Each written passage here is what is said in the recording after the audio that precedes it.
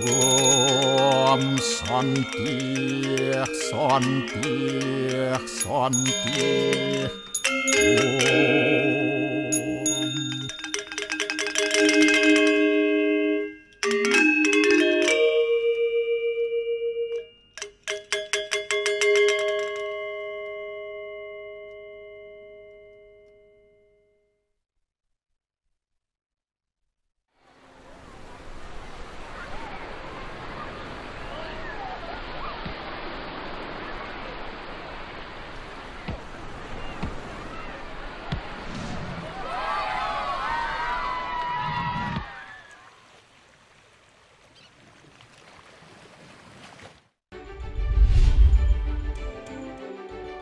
Asal muasal adanya puja Trisandya dalam Bali Story.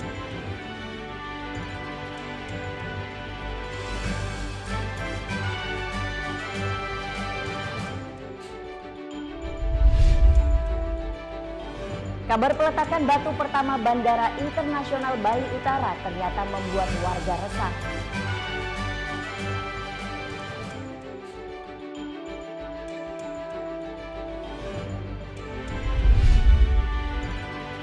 Paletas es krim unik ala Meksiko.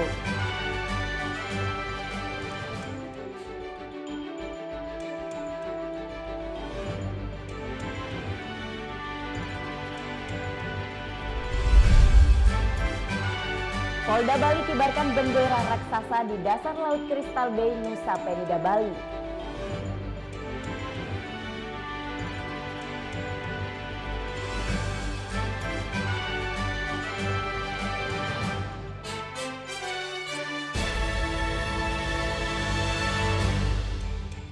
Om Swastiastu. Halo, selamat pagi pemirsa. Net Bali kembali hadir menyapa Anda. Selama 1 jam ke depan kami akan membawakan sajian berita terhangat dan inspiratif.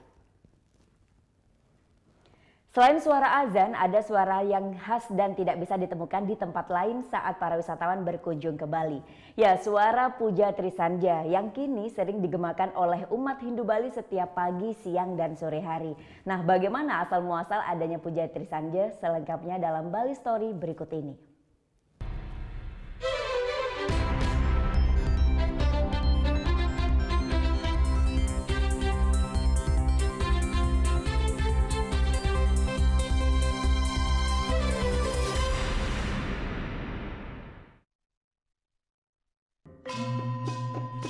Agama tidak selamanya bersifat kaku mengatur hubungan manusia dengan Tuhan.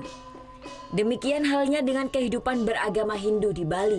Dapat disesuaikan dengan tempat, waktu, dan keadaan atau yang lebih dikenal dengan istilah desa Kalapatra.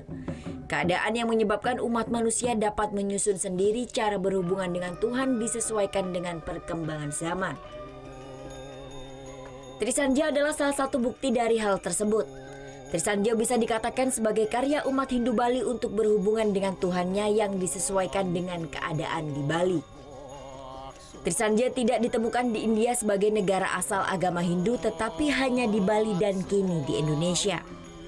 Sesuai dengan namanya, Tri yang berarti 3, puja Trisandya dilakukan 3 kali dalam 1 hari. Tidak berdasarkan jam tetapi berdasarkan dauh atau pembagian waktu sehari menurut kalender Bali, yakni di pagi hari pada pukul 5.30 hingga 6.30, siang hari di pukul 12 dan sore hari sekitar pukul 18.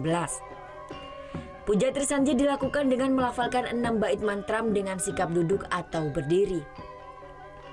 Trisandya pertama kali disusun pada tahun 1956 oleh I Gusti Bagus Sugriwa namun tak sampai usai. Parisada Hindu Dharma yang dibentuk tahun 1959 kemudian mendorong I Gusti Bagus Sugriwa untuk menyelesaikan puja Trisandya sebagai salah satu syarat diakuinya agama Hindu oleh pemerintah Republik Indonesia. Seperti umumnya Muslim mempunyai sholat 5 waktu. Maka Gusti Bagus Sugriwa ini melanjutkan menyusun Trisandya untuk tujuan itu.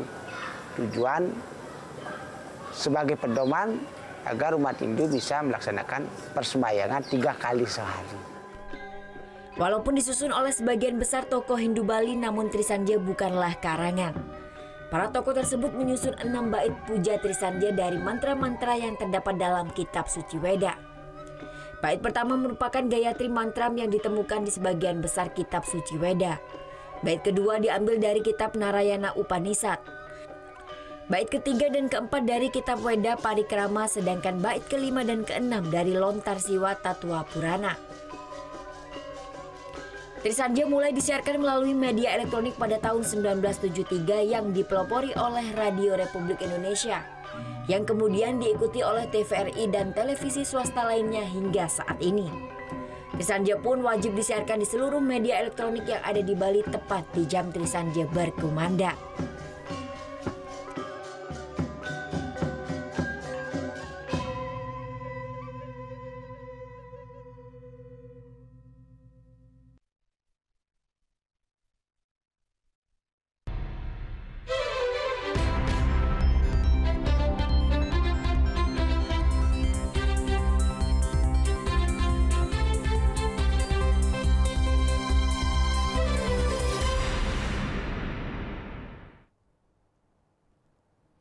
Kabar peletakan batu pertama Bandara Internasional Bali Utara di Desa Kubu Tambahan Buleleng ternyata membuat warga resah. Tunggu sesaat lagi tetap di Net Bali.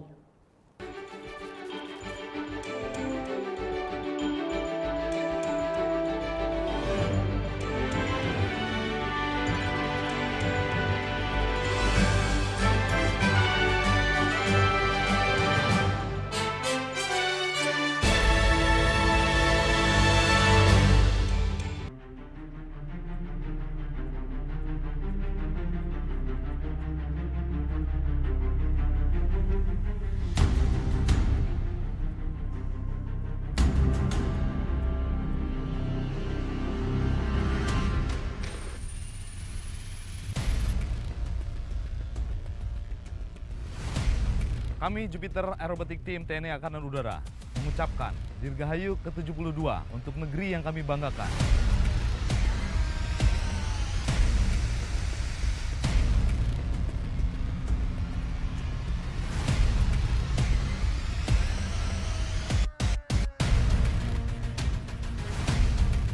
Teruslah berjaya negeriku. Dalam warna-warni kebinekaan, kita tetap kokoh dalam persatuan. Satu bangsa, satu tanah air dengan satu cita-cita untuk Indonesia. Merdeka! Merdeka!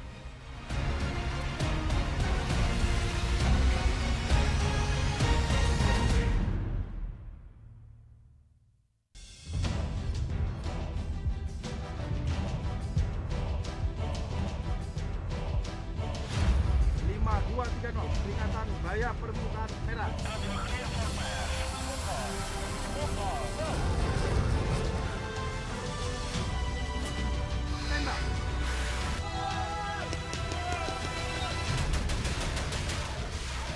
Garuda, setiap Sabtu jam 2 siang, hanya di Net.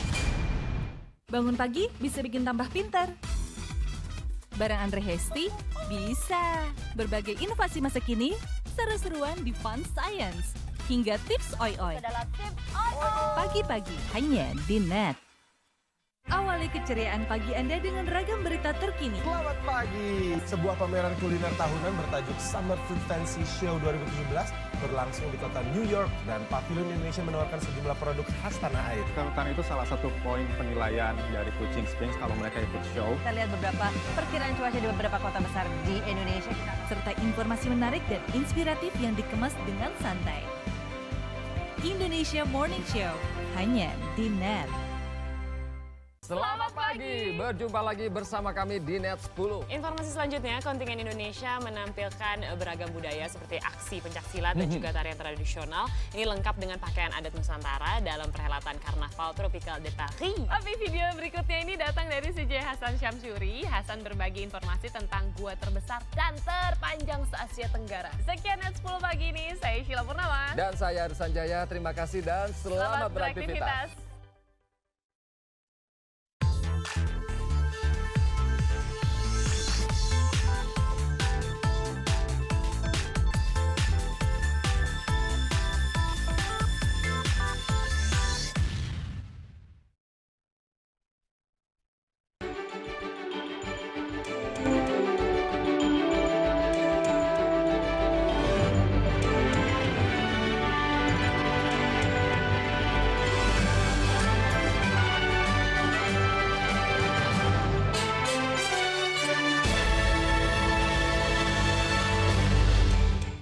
Ya, kembali di Net Bali, kabar rencana peletakan batu pertama Bandara Internasional Bali Utara oleh PT Bibu di Desa Kubu Tambahan Buleleng ternyata membuat warga resah. Ini dikarenakan Bandara Internasional kedua ini rencananya akan dibangun di tengah laut. Para nelayan pun khawatir akan mengganggu mata pencaharian mereka. Adanya rencana peletakan batu pertama yang rencananya akan digelar pada 28 Agustus mendatang ternyata membuat warga Desa Kubu Tambahan resah. Karena jika benar pembangunan bandara kedua itu di tengah laut, para warga Desa Kubu Tambahan yang kebanyakan adalah nelayan akan kesulitan melaut. Mereka pun menolak rencana pembangunan bandara yang nantinya akan mereklamasi pantai. Tidak hanya pantai, pembangunan Bandara Bali Utara ini akan berdampak hilangnya ratusan hektar lahan pertanian produktif di desanya. Dan tidak hanya lahan produktif, pembangunan bandara di wilayah Desa Kubu Tambahan ini pun akan mengganggu kesucian pura yang ada di kawasan Kubu Tambahan. Terjadi di pantai, terus di pinggir pantai, terus terang masyarakat itu kan mungkin akan tergusur kan. Mungkin nelayan itu sudah tidak ada, sudah musnah di Desa Kubu Tambahan. Itu yang dikhawatirkan? Ya jelas itu yang bagi saya masyarakat, nelayan yang dikhawatirkan. Kepala Desa Kubu Tambahan Gede Pariatnya mengaku dampak adanya isu peletakan batu pertama yang akan dilakukan PT Bibu ini dinilai terlalu dini. Lantaran hingga saat ini, PT Bibu belum pernah melakukan sosialisasi pembangunan bandara terhadap warga Desa Kubu Tambahan. Karena jujur kami selama ini belum juga bisa mengetahui kapan itu pendeknya. Itu yang kami tunggu-tunggu sehingga kami tidak sejauh itu dulu. Yang penting kami bagaimana masyarakat kami tidak resah, aman, tertib, walaupun nanti ada persembayangan orang luar, kami sebagai warga di Desa Kubu Tambahan tetap memberikan keamanan, ketertiban dan kenyamanan. Sementara itu, Wakil Bupati Buleleng Nyoman Sucitra mengaku, hingga saat ini pihak pemerintah Kabupaten Buleleng belum mendapatkan informasi terkait adanya peletakan batu pertama pembangunan Bandara Internasional di Buleleng. Pemerintah daerah belum ada diberitahu Pak? Belum ada. Jadi sampai tadi siang, juga dari pimpinan kami Bapak Bupati juga belum ada. Ada himbauan Pak terhadap masyarakat yang kesana? Terhadap masyarakat juga, ya kami berharap masyarakat supaya tidak terlalu jangan resah dulu, kemudian tenang sampai ada keputusan dari pemerintah pusat, kementerian, kemudian dari pemerintah provinsi dan sudah barang tentu dari pemerintah kabupaten sendiri yang akan. Sebelumnya PT Bibu berencana menggelar upacara persembahyangan di Pura Penegil Dharma dan melangsungkan pakelem di Segara Penyusuan. Warga pun dibuat resah dengan upacara tersebut karena PT Bibu sempat mengklaim akan melakukan groundbreaking pada 28-29 Agustus 2017 mendatang. Putu Wijana melaporkan untuk NET. Pesawat N219 rancangan PT Dirgantara Indonesia dan Lapan melesat ke angkasa untuk pertama kalinya pada Rabu pagi. Karya anak bangsa ini diharapkan bisa turut menopang industri transportasi dan perekonomian bangsa.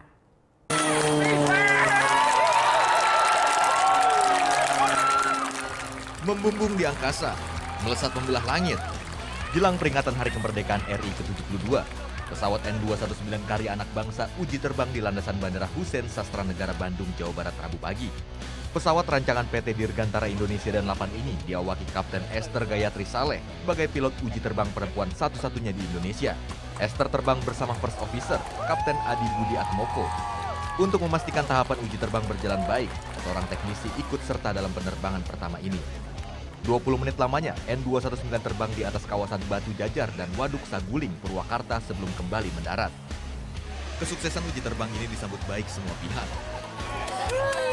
Ya bangga pada saat hari ulang tahun kemerdekaan Republik Indonesia kita bisa menghadirkan produk untuk anak bangsa yang semuanya dibuat oleh PT DI. Rasanya bagaimana Bu? Pesawatnya oke Bu?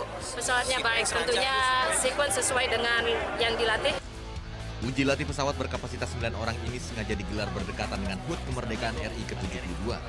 Jadi pesawat ini direncanakan untuk pesawat perintis seperti yang kita lihat di Papua, memerlukan banyak di Kalimantan dan di tempat-tempat lain. Dan pesawat ini juga nanti kita pasangkan untuk turisme, jadi di daerah-daerah yang turis yang terpencil. Pesawat dengan kecepatan maksimum 210 knots ini didesain sesuai kebutuhan masyarakat yang tinggal di wilayah perintis. Memiliki kemampuan short take-off landing, pesawat yang cocok dioperasikan di daerah terpencil ini diharapkan dapat menjadi roda penggerak ekonomi dan meningkatkan konektivitas di daerah-daerah terpencil. Anggi Putra melaporkan untuk NET. Ya, selain persiapan upacara kemerdekaan di Kompleks Istana Kepresidenan juga dimeriahkan dengan beragam kegiatan seru. Salah satunya lomba memasak ikan Nusantara yang berlangsung Selasa kemarin. Nah, yang bikin seru nih, masakannya langsung dicicipi Presiden Jokowi dan Ibu Negara. Ada yang beda di halaman tengah Istana Kepresidenan Jakarta Selasa kemarin. Bau sedap dan lezatnya olahan ikan tercium. Enaknya. Yap, ini dia 10 finalis lomba masak ikan Nusantara yang unjuk kebolehan memasak di depan Presiden Joko Widodo dan Ibu Negara. Masakan siap tersaji, Presiden pun mencicipi masakannya. Nah, yang dicicip salah satunya botok ikan masak putih ini. Meski kepedesan, Presiden apresiasi masakan para koki. Lomba masak ikan Nusantara ini jadi bagian kampanye makan ikan yang sedang digalakan pemerintah. Kita ingin segera membangkitkan kembali, menyadarkan kita kembali, mengingatkan kita kembali bahwa yang namanya ikan ini potensinya besar sekali di negara kita. Besar sekali, apalagi setelah illegal fishing dikejar-kejar sama Bu Susi. Produksi ikan banyak, untuk apa? Yang pertama kita konsumsi sendiri sebanyak-banyaknya. Selain dapat hadiah uang, pemenang lomba masak ikan rupanya bisa dapat kesempatan ikut workshop di dapur Istana Kepresidenan. Nah, masih semarak kemerdekaan di Istana Kepresidenan. Usai mengukuhkan paskibraka yang akan bertugas besok, Presiden juga sempatkan seruput kopi lokal. Kali ini tak sekadar minum kopi, Presiden pun sempatkan berbincang soal keunggulan kopi-kopi tanah air langsung dari barista yang sengaja dihadirkan. Kopinya dicoba dulu. Ini kopi Kintamani. Enggak harian. Saya hariannya teh sama jamu. Tapi kopi penting diminum juga. Kapan minum kopinya, Pak? Akan ditingkatkan, Pak. Selama 3 hari ke depan, sajian kopi lokal langsung dari barista berbagai daerah ini akan hadir di Istana Kepresidenan. Dan rencananya, kopi lokal unggulan tanah air pun akan jadi suguhan khusus para tamu negara di Istana. Tim Liputan melaporkan untuk NET. Lain Presiden Jokowi, lain lagi nih dengan Menteri Nyentrik Susi Pujiastuti yang saat mengunjungi Kabupaten Natuna pekan lalu ia mengajak pekerja bangunan ngopi bareng. Cara ngopi Susi ini juga unik, mirip sih sama gaya nenek zaman dulu kalau ngopi, yaitu menyeruputnya dari piring. Menteri Kelautan dan Perikanan Susi Pujiastuti pekan lalu sempat mengunjungi kawasan Batu Sindu di Kabupaten Natuna, Kepulauan Riau. Bukan hanya temui para nelayan, di sini Susi juga menghabiskan jam istirahat siangnya bersama tukang batu. Sambil ngopi bareng, Susi pun mendengarkan curhatan para pekerja ini. Gaya ngopi Susi yang menyeruput kopi di piring ini viral di media sosial. Netizen pun terkesan dengan obrolan Susi dan tukang-tukang ini. Oleh piro sadina. Sampai melengkung sampean. Anggi regane tenagane adu-adu terus film bambung ngene lho. Disambi kambing ngenteni waktu kambing mancing. Oleh iwak iso didol. Yo kapan kebeke batune. Ora nek iki manuk iwake cecek-cecek lek batu tinggal. Ora bengi. Bengi tinggal orang njaluk jaring dipasang. Nyuwun jaring teng pundi? Teng KKP ngono kan.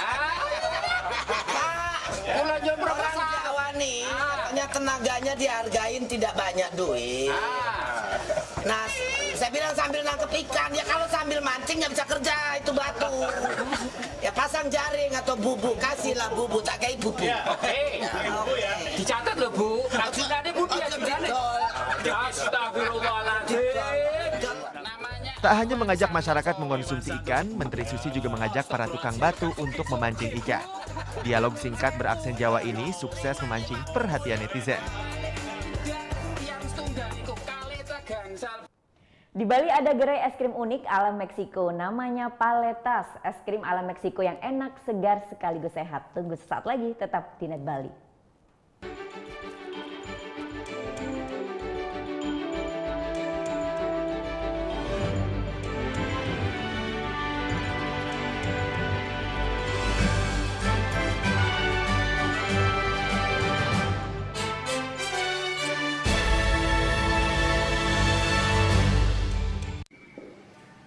Bagaimana anak-anak? Ada yang tahu? Anime. Gosip Indonesia.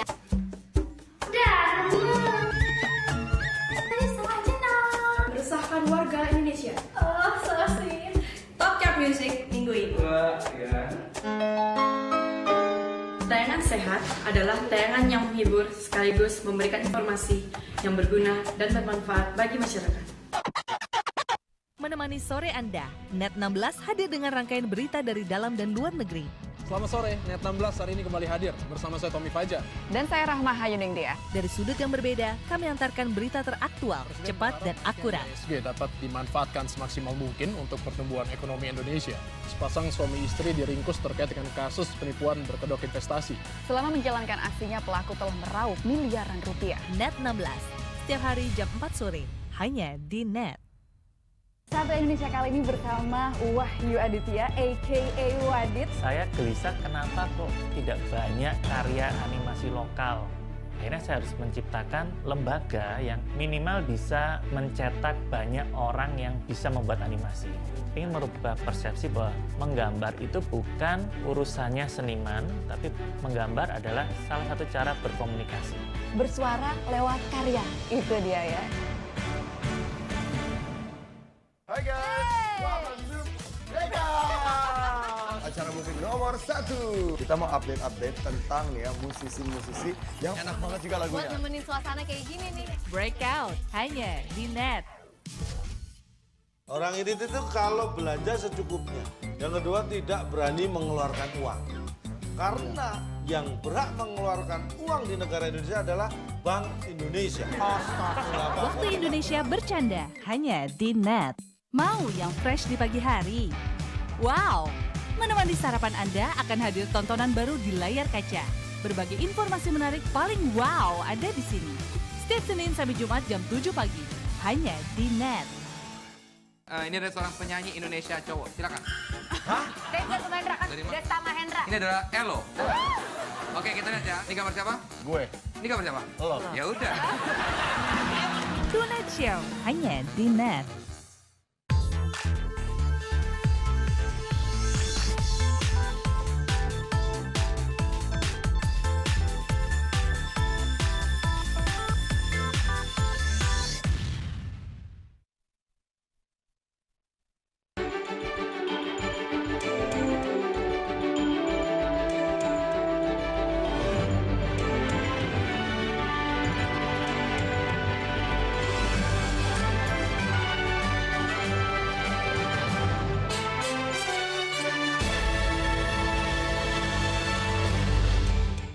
Di Bali ada gerai es krim unik ala Meksiko, namanya Paletas. Es krim ala Meksiko yang enak, segar, sekaligus sehat karena terbuat dari buah-buahan. Dan berikut liputannya.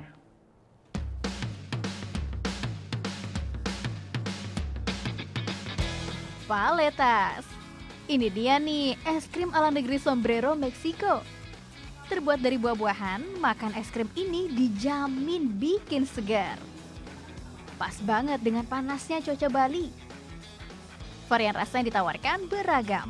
Ada 24 pilihan rasa buah yang bisa dikombinasikan dengan topping coklat atau yogurt. Saya pilih mencicipi yang rasa mangga deh. Enak banget. Apalagi pas tadi kena di lidah langsung berasa mangganya. Nah, tadi saya waktu memilih toppingnya, saya milihnya adalah coklat dan juga sprinkles. Dua-duanya berlemak, tapi nggak perlu khawatir karena ternyata es krim ini lemaknya 0%. Jadi less worry, tetap enak tapi dimakannya.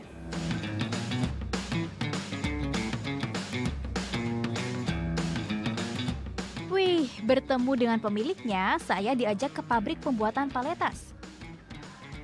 Gak perlu pikir panjang, pastinya langsung setuju dong. Masuk ke pabrik gak sembarangan, kita harus kenakan pakaian khusus, masker, dan penutup kepala. Setelah itu, cuci tangan hingga bersih. Ini untuk mencegah kontaminasi kotoran dan bakteri dari luar. Wah, kiriman buah-buahan segar baru saja datang. Ada kiwi dan juga pisang. Nah, yang ini area mengupas buah. Setelah itu dibersihkan, lalu dipotong-potong. Buah potong ini kemudian dibuat adonan es krim yang dengan tambahan air dan sedikit gula sebagai perekat. Setelah menjadi adonan seperti ini, tinggal dimasukkan ke dalam cetakan bersama potongan buah segar. Setelah itu dibukukan. Nggak lama kok, dengan mesin ini proses pembekuan hanya butuh waktu 20 menit. Ini nih hasilnya, tinggal dimasukkan ke air hangat, lalu tarik. Jadi deh.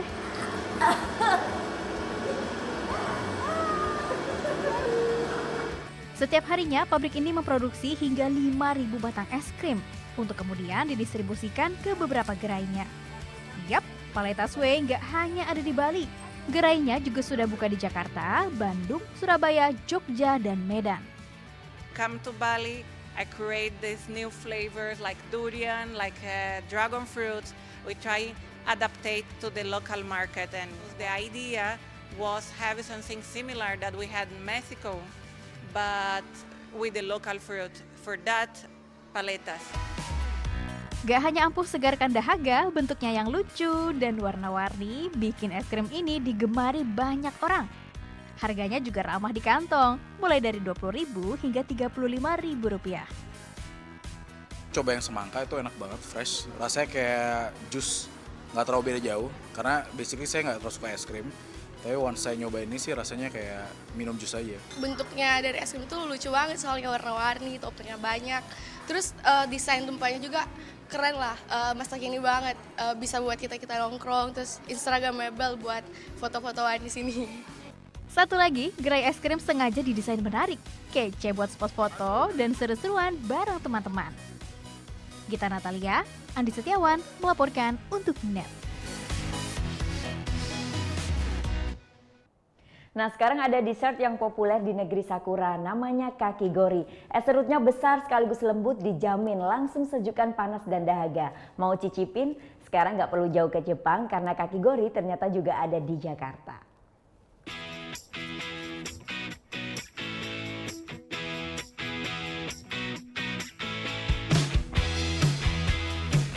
Panas banget nih, terik sinar matahari kayak gini, pastinya kita nyari yang segar-segar. Nah, di belakang saya ini ada homemade ice bar, di mana di dalamnya ada es krim kakigori khas Jepang. Jadi kalau kita mau coba kakigori, gak usah jauh-jauh ke Jepang, karena di sini ada. Ayo kita coba.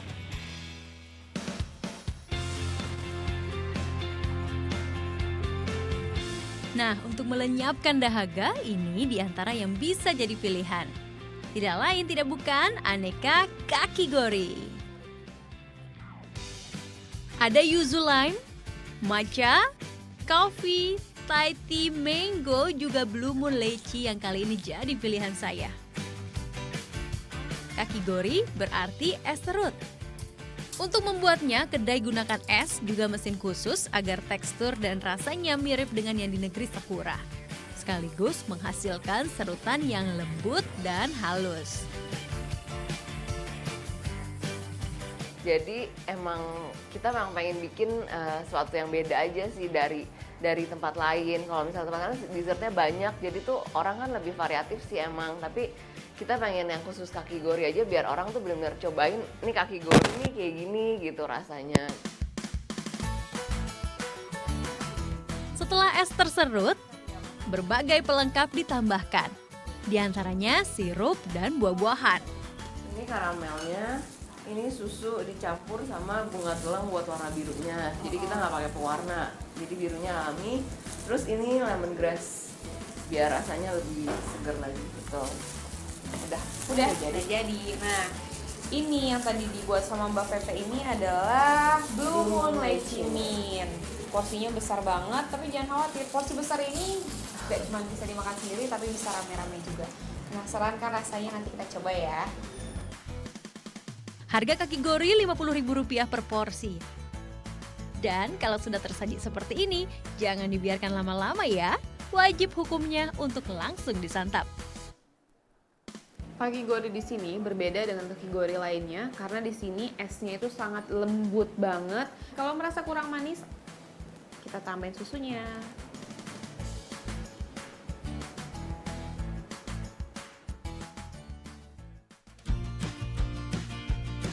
Kedai dan ragam es serut kekinian ini sukses memikat peminat kuliner.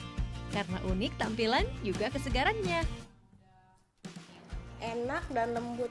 Bedanya kayaknya daripada kaki goril lainnya tuh di sini esnya ada rasanya. Kalau yang lain kan kayak tawar gitu, kayak disiram sirup doang. Homemade Ice Bar berlokasi di Jalan Darmawangsa Raya, Jakarta Selatan. Kedai buka dari pukul 11 siang hingga 8 malam. Dila Hantika, Reza Anindita melaporkan untuk NET. Sesaat lagi kita akan ikuti berbagai berita tentang sepak bola dunia, jadi tetap di NET Bali.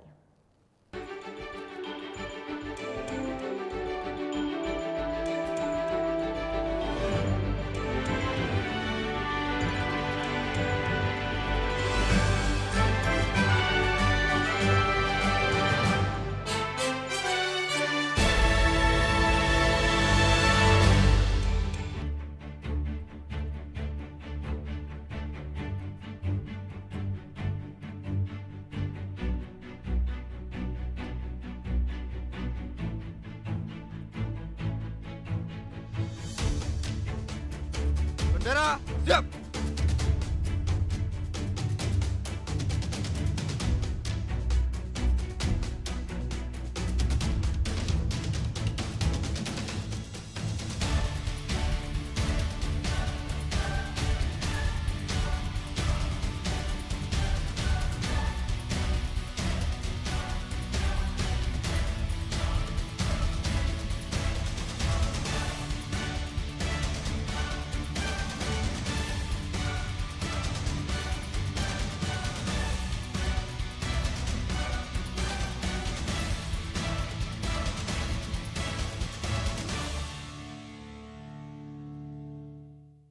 Tutup aktivitas hari Anda dengan rangkuman informasi terkini. Masih di Net 24, 2 kapal ikan Malaysia diamankan di perairan Natuna, Kepulauan Riau. Sekitar 2 ton ikan disita petugas dan 21 ABK kapal diamankan. Selanjutnya 2 bandar narkoba diciduk petugas di Jalan Raya Lintas Sumatera, Lampung Tengah. Seekor ikan mola-mola terdampar di pantai Teluk Palu ditemukan warga. Ya, ini kali ketiga ikan jenis mola-mola terdampar di pantai Teluk Palu. Temani istirahat malam Anda bersama Net 24 setiap hari jam 12 malam. Here are the stories about passion, teamwork, battles for victory. Here we bring sports to the next level.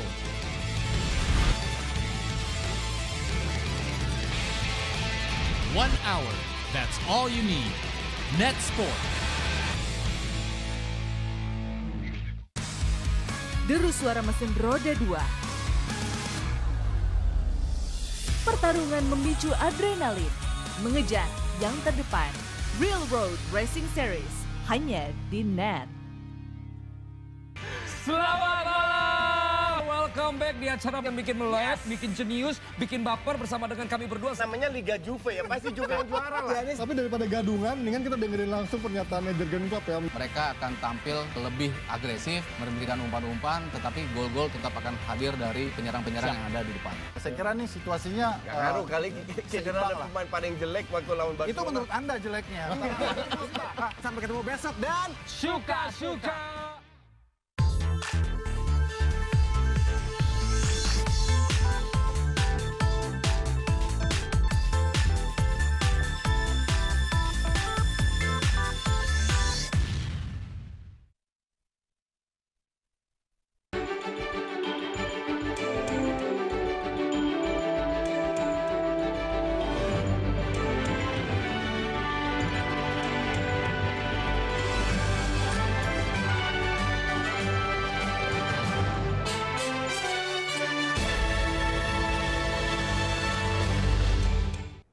Pertengahan pekan ini klub raksasa Spanyol Real Madrid kembali tegaskan dominasi di kancah Eropa usai rebut UEFA Super Cup 2017.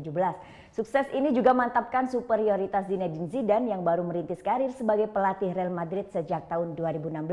6 gelar diraih hanya dalam kurun waktu sekitar 1,5 tahun. Congratulations to Real Madrid, UEFA Super Cup winners 2017 in Skopje. Tambahan 1 gelar di ajang UEFA Super Cup tengah pekan kemarin membuat dominasi kejayaan Real Madrid di kancah Eropa semakin terasa. Jika menengok 5 musim terakhir, Los Blancos sukses rebut 5 dari 10 trofi kompetisi resmi zona UEFA. Ini jadi pencapaian fantastis mengingat tidak banyak tim besar di Eropa yang sanggup pertahankan konsistensi seperti Madrid. Selain berhasil bawa pulang 3 trofi Champions League dalam 4 musim terakhir, El Real pun sukses pecah kutukan tak pernah ada juara 2 musim beruntun di ajang Champions League dalam 25 tahun terakhir. Satu sosok yang membuat Madrid tampil konsisten raih kejayaan ialah sang pelatih Zinedine Zidane. Pelatih dengan ciri khas kepala pelontos ini sanggup menyeimbangkan Madrid dari berbagai sisi dalam kurang dari 2 tahun kepemimpinannya. Yang paling terlihat adalah bagaimana cara Zidane bisa memotivasi sekaligus meredam ego para bintang dalam pasukannya. Hal ini dinilai jadi kunci utama keberhasilan Zizou dalam 2,5 tahun kepemimpinannya. Jika ukurannya jumlah trofi yang diberikan untuk klub, Zidane juga mengukir catatan istimewa untuk seorang rookie alias pelatih baru. Dalam 585 hari kepemimpinan di Madrid, entrenador asal Prancis tersebut sukses persembahkan 6 trofi termasuk 2 gelar UCL beruntun dan 1 gelar La Liga yang sudah dirindukan publik Madrid selama 4 tahun terakhir. Itu artinya rata-rata Zidane sanggup berikan 1 trofi setiap 97 hari. Bahkan sepanjang 88 partai sejak dirinya memimpin, Zidane hanya pernah kalah 7 kali disertai dengan 67 kemenangan atau punya persentase kemenangan hingga 75%. Salah satu kunci raih double winners musim lalu adalah kepandaian Zidane meramu strategi serta merotasi para pemainnya.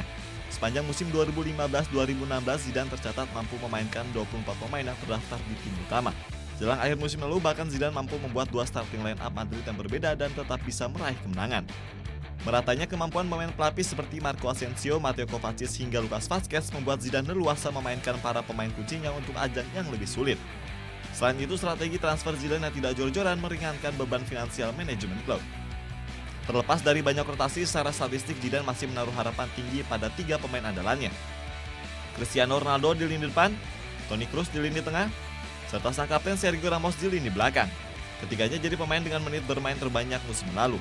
Selain jadi pemain yang banyak tampil, catatan top gol dan assist musim lalu juga dimiliki ketiga pemain ini. Ronaldo jadi raja gol, Ramos jadi bek tersubur, dan Toni Kroos jadi penyuplai assist terbanyak. Namun di musim depan tantangan Zidane semakin besar. Tanpa adanya tambahan amunisi pemain mega bintang berlabel mahal di bursa transfer musim panas ini, Zidane punya pekerjaan rumah untuk pertahankan konsistensinya. Apalagi 25 pemain yang terdaftar di tim utama memiliki rataan usia 24 tahun. Kepercayaan diri tinggi Zizou untuk kembali merotasi di tengah padatnya jadwal kompetisi bakal kembali diuji di tengah euforia kejayaan Real. Ya, kebiasaan Real Madrid beli pemain baru secara royal sepertinya mulai dikesampingkan. Sejumlah pemain lulusan La Fabrica perlahan mulai dapat tempat di bawah asuhan Zinedine Zidane. Keberhasilan Madrid raih sejumlah trofi bergengsi dalam 2,5 musim terakhir gak lepas dari peran para jebolan akademi sepak bola mereka.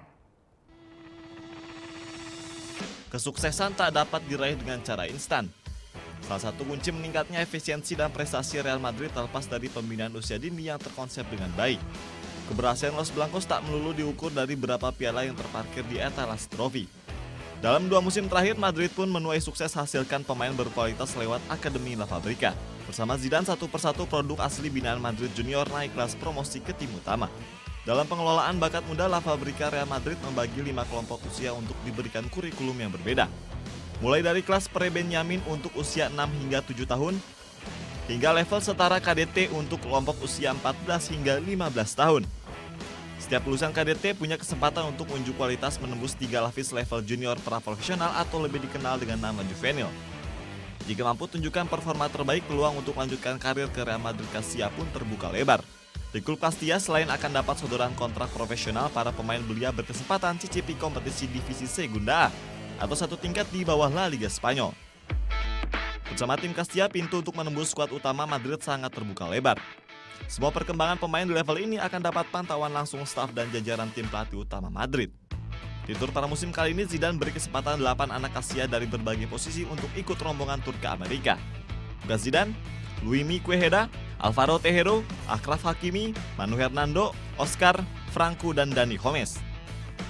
Dari ke-8 nama tersebut, hanya bek sayap Achraf Hakimi dan kiper Lucas Zidane yang masuk skuad utama untuk hadapi Manchester United di Piala Super Eropa tengah pekan kemarin. Keduanya juga diproyeksikan akan tetap masuk tim utama di musim depan. Luka gantikan posisi Ruben Yanes yang segera pindah, sedangkan Achraf promosi untuk jadi penantang posisi Dani Carvajal.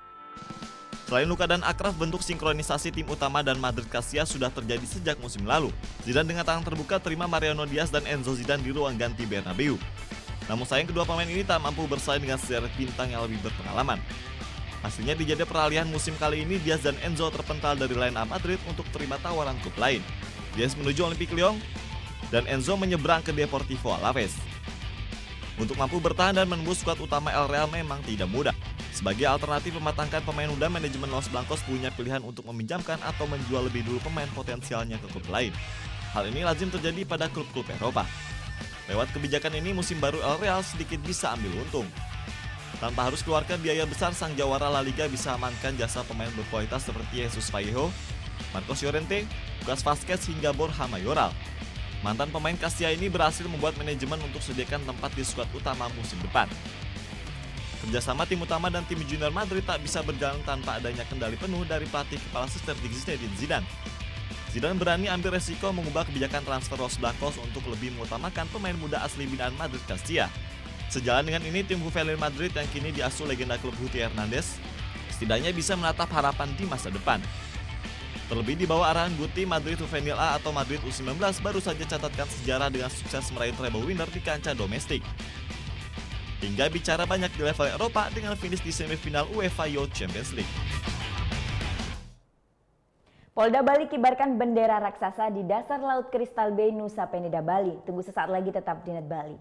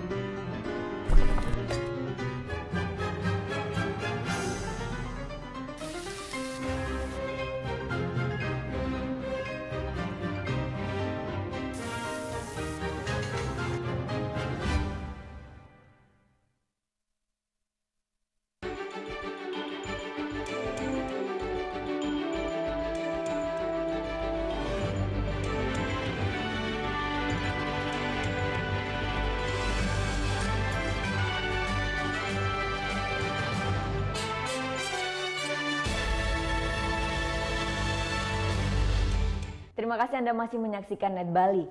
Peringati Hari Kemerdekaan yang jatuh pada hari ini, Polda Bali kibarkan bendera raksasa di dasar Laut Kristal Bay, Nusa Penida, Bali. Upacara bendera ini di bawah air didominasi oleh anggota Polwan dari Polda Bali.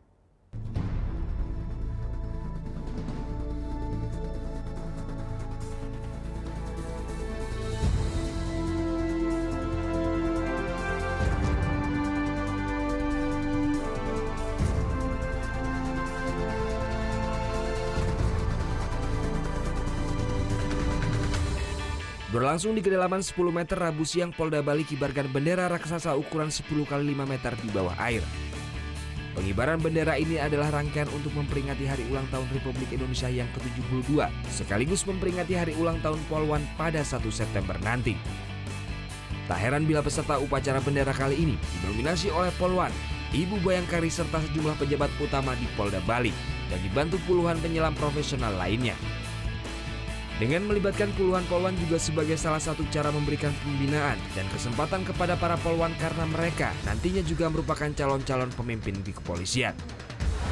Dan saya sebagai Kapolda, saya merasa amat sangat bangga bahwa para polwan, Bayangkari, anggota Polair, dan juga para pejabat utama, walaupun belum lama mereka mendalami olahraga selam ini, tetapi bisa melaksanakan upacara dengan keadaan yang kalau kita lihat bersama di bawah air tadi, arus yang cukup deras. Sementara salah satu polwan yang mengikuti kegiatan ini mengaku bangga bisa turut serta mengibarkan bendera merah putih di bawah air. Kami sangat bangga dan kami sangat bahagia bisa mewakili Polwan untuk mengibarkan bendera merah putih di bawah air tadi bersama Bapak Kapolda, PJU, dan Ibu Bayangkari. Harapan untuk Indonesia, semoga Indonesia semakin jaya di darat, laut, dan udara. Bendera dengan ukuran 10 x 5 meter ini dikibarkan di Crystal Bay, Nusa Penida, Bali. Pengibaran bendera dipimpin langsung oleh Kapolda Bali Irjen Pol Petrus Golose.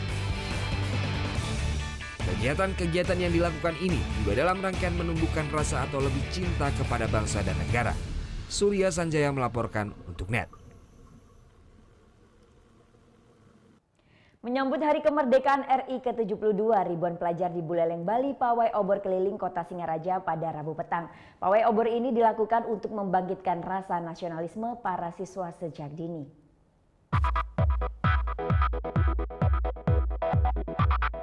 Ribuan siswa-siswi dan TNI Polri dengan semangat mengikuti pawai obor yang digelar oleh pemerintah Kabupaten Buleleng setiap tahunnya untuk menyambut Hari Kemerdekaan Republik Indonesia yang ke-72. Ribuan api obor ini pun disulut oleh peserta usai mengikuti apel bersama yang dipimpin langsung oleh Wakil Bupati Buleleng, Nyoman Sudjidra di titik 0 km kota Singaraja. Ribuan api obor ini pun diarak keliling kota Singaraja oleh para peserta. Dengan menempuh jarak 8 km menuju EKS Labuhan Buleleng, para siswa ini dengan semangat sembari menyanyikan lagu-lagu perjuangan. Tujuan digelarnya pawai obor ini untuk membangkitkan rasa nasionalisme diri pada generasi muda. Selain itu, pawai ini digelar setiap tahunnya untuk mengenang perjuangan para pahlawan, dan dengan adanya kegiatan pawai obor ini diharapkan generasi muda Buleleng mampu menjaga rasa persatuan antara anak bangsa di Pulau Bali ini.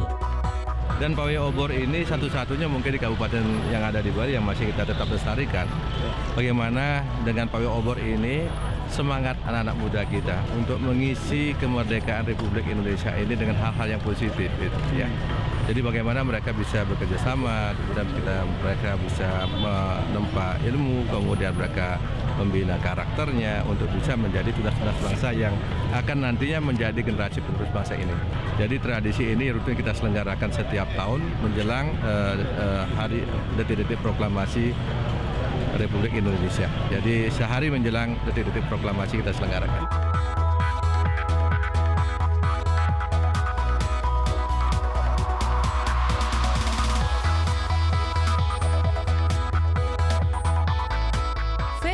Salah satu peserta pawai obor mengaku sangat bangga mewakili sekolahnya pada pawai obor ini. Feby berharap di Hari Kemerdekaan ini generasi muda Indonesia semakin cinta terhadap tanah air serta menjaga keutuhan NKRI. Sejak 1 minggu yang lalu. 1 minggu yang lalu. Ini udah berapa kali ikut? Untuk kelas saya baru pertama kali. Untuk yang mereka yang posisi udah 2 kali. 2 kali. Harapan adik dari Hari Kemerdekaan ini apa? Ya semoga tambah jaya, semoga tambah Kemacetan pun tak terelakkan di sejumlah ruas jalan di kota Singaraja. Selain pawai obor, berbagai kesenian nantinya akan dipentaskan pada pameran pembangunan di Buana Patra Singaraja selama sebulan penuh. Putu Wijana melaporkan untuk NET. Masih ingat dengan Helmet Man? warga negara asing yang gencar sosialisasi pentingnya pakai helm di Bali. Nah, kali ini peringati Hari Kemerdekaan Republik Indonesia ke-72, Helmetmen kembali membagikan helm untuk anak-anak PAUD. Rabu pagi sebanyak 150 anak PAUD di Kota Denpasar memperingati Hari Kemerdekaan Republik Indonesia ke-72 di Plaza Renon Denpasar. Ratusan anak-anak terlihat bersemangat saat menyanyikan lagu kemerdekaan. Usai bernyanyi, satu persatu anak-anak mendapat pembagian helm secara gratis dari Helmetmen. Melalui aksi Project Protect yang digagasnya, warga negara asing yang menamai dirinya Helmetmen ini memang sedang gencar membagikan helm kepada anak-anak kecil. Aksi ini sebagai bentuk edukasi bagi orang tua tentang pentingnya keselamatan anak saat berkendara. Aksi sosial dari Helmetmen ini pun mendapat dukungan dari beberapa komunitas seperti Rotary Club of Bali Denpasar.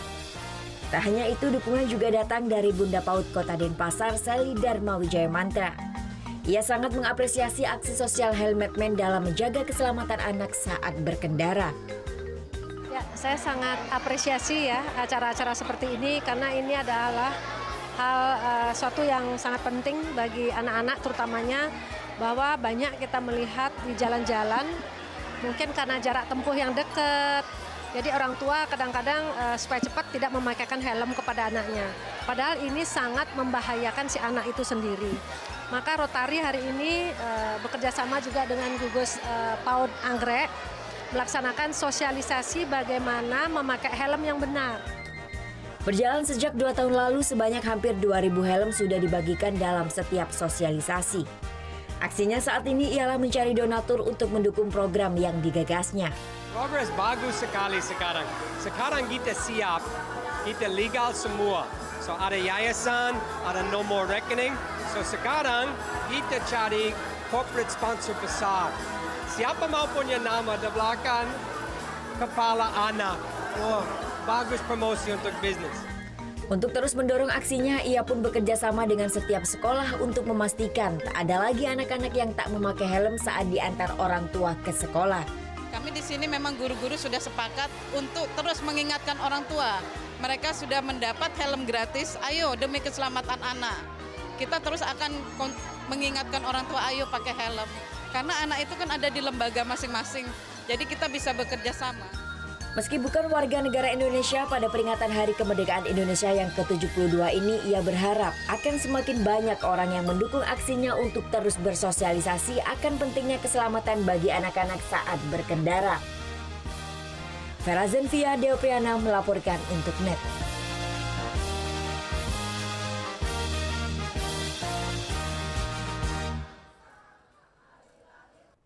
Informasi tadi sekaligus mengakhiri Net Bali hari ini.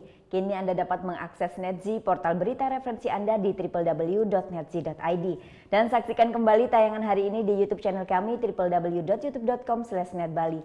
Dan jangan lupa subscribe. Saya Vera Zenvia, matur suksma dan selamat Hari Ulang Tahun Kemerdekaan yang ke-72. Jayalah selalu negeriku Indonesia. Merdeka! Om Santi Santi Santi Om.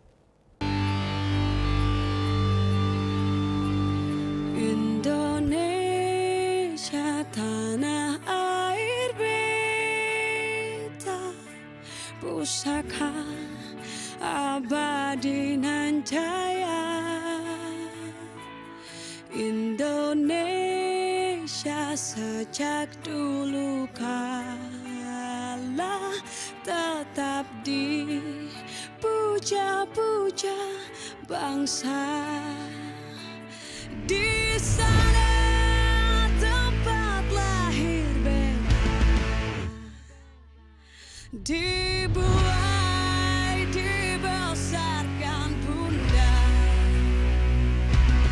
tempat berlindung di hari tua, sampai akhir menutup mata.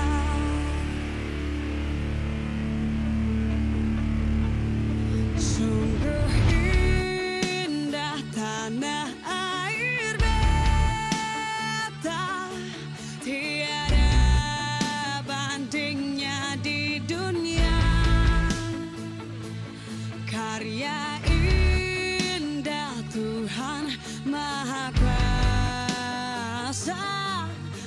pagi-pagi